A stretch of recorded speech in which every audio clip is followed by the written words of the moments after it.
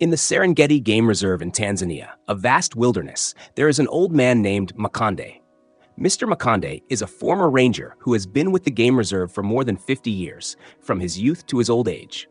During that time, he has devoted himself to protecting wild animals from illegal hunting. People in the Serengeti respect him as a living legend for his perseverance and kindness. Even after retirement, he still volunteers to drive his old car to patrol every day. Young staff in the game reserve often come to him for guidance because of his profound knowledge. The elephants, tigers, giraffes, zebras, and rhinos are all loved and cared for by him.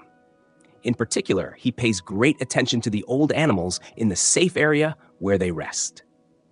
Despite his declining health, Mr. Makonde has never let the pressure of age stop him. The weather in the Serengeti has become more severe recently, with temperatures forecast to reach 45 degrees. Early that morning, the sun was high and shining fiercely across the reserve. The hot air caused many animals to seek shelter under the large trees. However, Mr. Makonde was determined to make the trip to check on the condition of the rhino that had been injured the day before. He drove to the bushy area where the rhino was recovering.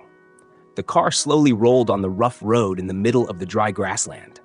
The sweltering heat blew into the cabin, causing him to sweat continuously. When he arrived, he stopped the car and got out, trying to observe the rhino from a distance. The rhino still looked weak. A long wound had not yet healed.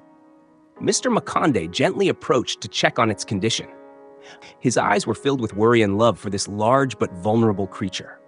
Suddenly, he felt a sharp pain in his chest. The pain spread, making him dizzy and unable to react. He fell to his knees in the grass, sweat pouring out and his face pale. His two colleagues, Elijah and Musa, were taking care of the zebras nearby when they heard a faint call. They rushed over and saw Mr. Makonde collapsed on the ground. Elijah bent down to check his pulse, realizing that his heart was beating erratically. Musa searched for his heart medication in his pocket, but couldn't find it. Perhaps in his haste, the old man had forgotten to bring his medication today. The situation was so dire. Elijah immediately called the center via radio to request an ambulance. All the surrounding work had to stop, and everyone joined forces to support. The special vehicle quickly rushed over, taking Mr. Makonde to the medical room of the reserve. On the way, Elijah kept calling his name, hoping he would hold on. But his old eyes gradually closed. His breathing was intermittent. Arriving at the medical room, the doctors immediately performed emergency treatment. They tried to perform artificial respiration and used a defibrillator. The tense atmosphere covered the small room. After more than 15 minutes, a doctor slowly announced that his heart had stopped beating a long time ago. The eerie silence spread. Everyone was shocked. The confirmation that he could not be saved rang out in sorrow, ending a glorious life. Many staff members rushed over to hear the news, their faces bewildered. They knew that the reserve had just lost a spiritual pillar. The sad news was reported to his family. Everyone was choked up. According to Mr. Makonde's wishes, the funeral will be held right at the reserve. Everyone discussed and prepared a ceremony according to the indigenous people's rituals. The next morning, when the sun was still peeking over the horizon, everyone gathered. A simple wooden bed was placed in the middle of the sanctuary's central courtyard. Mr. Makonde's body rested on it, his face calm as if he were sleeping. Each person came to see him off, their eyes filled with longing. Elijah stood beside him, his trembling hand gently touching the old man's hand, recalling old memories. Musa quietly lit an incense stick, praying softly. Suddenly, a roar rang out from the sanctuary's gate. Everyone turned around in panic, realizing a large male tiger was approaching. It slowly walked through the crowd, its eyes filled with majesty and mystery. Everyone was scared, quickly looking for a place to hide. The tiger growled as if to announce its presence, but did not show any aggressiveness. It approached the wooden bed where the old man was lying. No one dared to say a word. Everyone silently looked at the mighty beast. The tiger circled the bed, then stopped at the foot of the bed, bowing its head as if in remembrance. The strange scene made the crowd tremble and be shocked by the tragedy. Elijah was surprised to see that the tiger had a large scar on its side. He suddenly remembered that this was the tiger that he and Mr. Makonde had saved 15 years ago. At that time, the pride of tigers was trapped on the road due to hunting, and they asked for help from the rangers.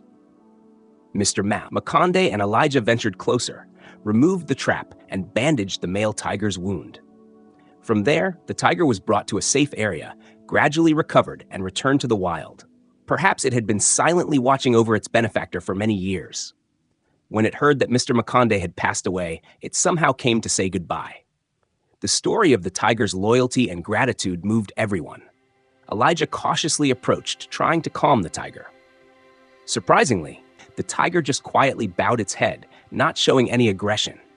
Gradually, the others also boldly stepped forward, sharing the sacred moment. The initial fear disappeared, replaced by a common grief for the old man's passing. After the funeral ended in the central courtyard, everyone carried his body to a grassy field where he had loved. The tiger continued to slowly follow behind, roaring endlessly as if expressing his pain. The group stopped at a place with a large shade tree and green grass. They began to dig a quiet grave, gently placing Mr. Makonde in it. The entire sanctuary held its breath, witnessing the final farewell. Elijah and Musa placed a stone with his name engraved on it at the head of the grave to commemorate his 50 years of service.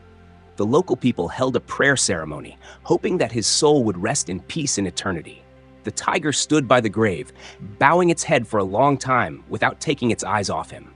Then it roared loudly, echoing throughout the fields. The roar was heartbreaking, like the tragic cry of someone who had lost a benefactor. After a while, the group quietly left, leaving only the lonely tiger behind. The sun gradually set, dyeing the Serengeti sky red. The image of the tiger by the old man's grave was deeply engraved in everyone's mind. The next day, the reserve temporarily suspended all bustling activities to commemorate him. Many people came to burn incense, place wildflowers by the grave, and pray for him to rest in peace. Occasionally, people saw the tiger return to visit the grave, quietly contemplating. For it, Mr. Makonde was the one who gave it the chance to live, and now it is repaying its gratitude by commemorating him. Elijah and Musa also often went to the grave to talk with him, continuing the dream of preserving wild nature. The story of the old man Makonde, the legendary former ranger, will live forever in the memory of the Serengeti Reserve in Tanzania, along with the eternal love of the tiger for his benefactor. Dear friend, thank you for taking the time to watch the whole video. Don't forget to like and subscribe to the channel to support us. Goodbye and see you in the next episodes.